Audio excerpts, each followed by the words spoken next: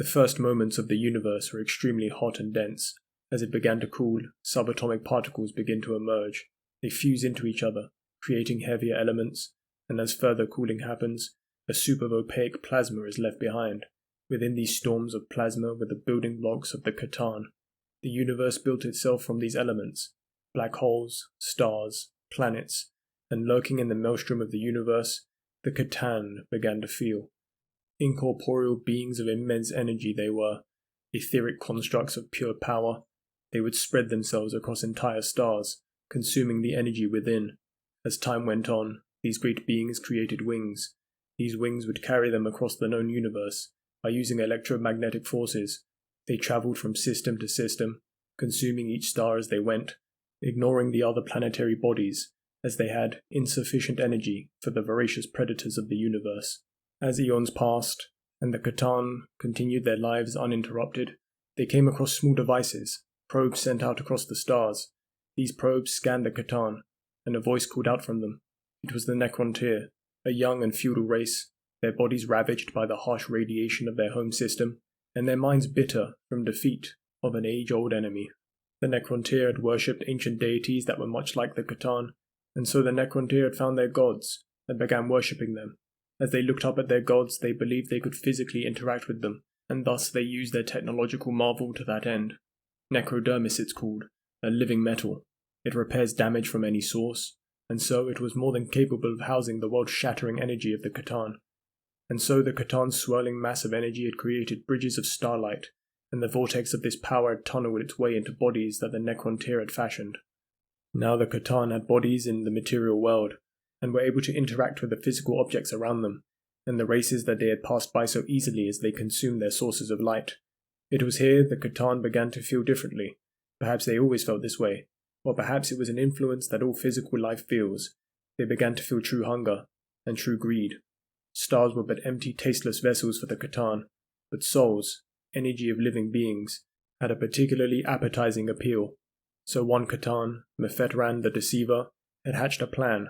He knew the Necron were destroying themselves in baseless civil war. He understood that they wanted to live, more than anything, and so he came to the ruling council of the Necron and made them many promises. He promised to show them the secrets of immortality. He promised to help destroy their age-old enemy, and all they had to do was accept a process called biotransference. The ruling council deliberated, the leader of which, Zarek, spent much time pondering the deal from his supposed god. Eventually, they agreed, and the universe-altering pact was made. Under guidance from the Catan, the Necron marched into foundries of unknown technologies, their essence torn from them in ways never seen before, and their bodies now clad in living metal tombs.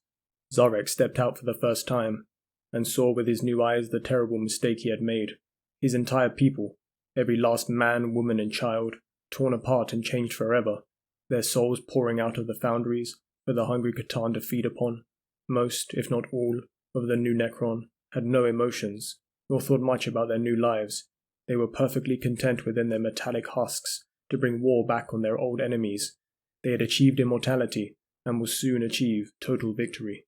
Now the Catan were more powerful than ever, their stomachs engorged with the souls of an entire species, and their minds peering outward into the universe, greedy and hungry for more.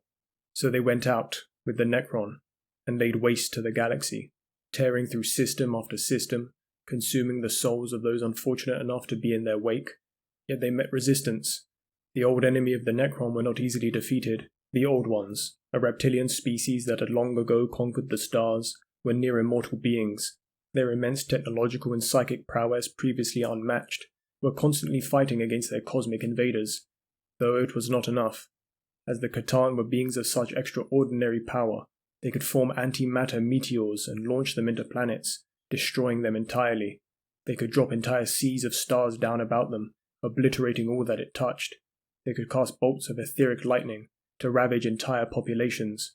The Catan were of such considerable strength, they were nigh unbeatable, and that isn't counting the legions of Necron that stormed through the universe under their overlords. So the Old Ones continued fighting. For millennia they resisted. Their final hope was through technology. They used advanced processes to genetically engineer entirely new races, ones that held psychic faculties to combat the Catan, the Eldari, the Krork, the Jokero, and even humanity. It was through these races that the Immaterium, a realm of pure psychic energy, had swelled and become more potent than ever. Great many years had passed, war still raged on in the universe, and the Old Ones had claimed many victories with their powerful new creations. The Catan, though, with their vast knowledge and power, were not easily defeated. They understood that it was the Immaterium that fueled their destruction. As they couldn't travel in this place themselves, they decided to erect black stone pylons across many worlds. These pylons countered the warp, forcing it to subside, and thus prevented their weakness from being exploited. The Catan and the Old Ones, though, had not foreseen what was to come next. The younger species were full of emotion, and their connection to the Immaterium was so strong that these emotions would begin to coalesce into beings of their own right. Some of immense power and honor, and others of a terrible nature. Even beings that had existed in the warp since time immemorial had begun to change as a result of this newfound influence. The more terrifying of these horrors were the enslavers. These demons dominated the minds of the younger races, possessing and consuming them at will. These new enemies spread across the stars just as the Necron had, and destroyed what was left of the Old Ones. The Catan stepped away from the war, gloating and laughing as they did, and had only sit back and watch their enemy be destroyed by their own creations. It was a sweet victory, one which was short-lived. One such being, created from the Eldari, was named Kegorak, the Laughing God. He was a being known for trickery and mischief, and using his skills and immense power, had managed to trick the Catan.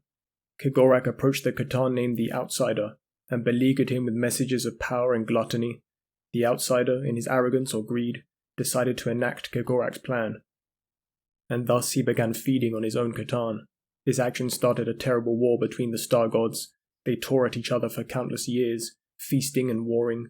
The fabric of the universe shook with their cosmic battles. Entire systems wiped out as black holes appeared from nothing. Heaps of souls and energy uprooted and devoured at a whim.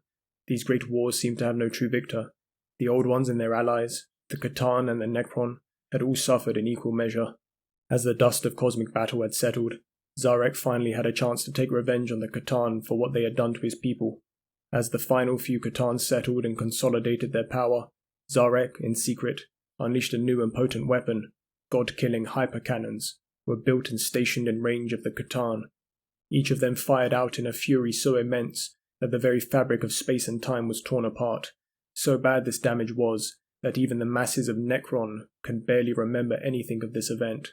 Zarek himself holding the only known memories and swiftly hiding them in fear of such terrible weapons being used once again. So the Catan were defeated, though not entirely. They were of such immeasurable power that they could not be destroyed entirely. Their bodies were broken apart into thousands of shards of pure destructive energy. A majority of these shards were housed in tesseract labyrinths, small unassuming cubes, which were actually gateways to pocket dimensions that the Necron had created. Other Catan shards were aggregated and forced into tesseract vaults, where their essence was bound by shackles of pure energy. It was these vaults that the Necron could take out into battle, unleashing their new slaves' power upon any enemy they deemed powerful enough to warrant it. There are no telling how many Catan there are housed in these vaults, nor how many are still out there in the universe. Two such Catan, still regularly employed by the Necron, are Mephetran the Deceiver, a fitting position for such a creature, and Azar-Gorod, the Nightbringer. The Nightbringer is the mighty star god of death, his visage a cosmic reaper, and one of the most powerful of all the Catan. These two Catan, though, aren't the only ones known to us. A few notable are named Magladroth, the Void Dragon, a Catan defeated by the Emperor many eons ago, and is currently imprisoned beneath Mars. Nephoran, the Spiral Flame, whose blazing essence was used to incinerate the Tyranids, and the Outsider, who had turned insane from all the Catan he had feasted upon, and is now in a self-imposed exile in the void between galaxies. Even now, in their broken and dismembered states, the Catan are still beings of immeasurable power. They are to be feared, for the universe holds a great many things, and the undying energy of the Catan is one of them.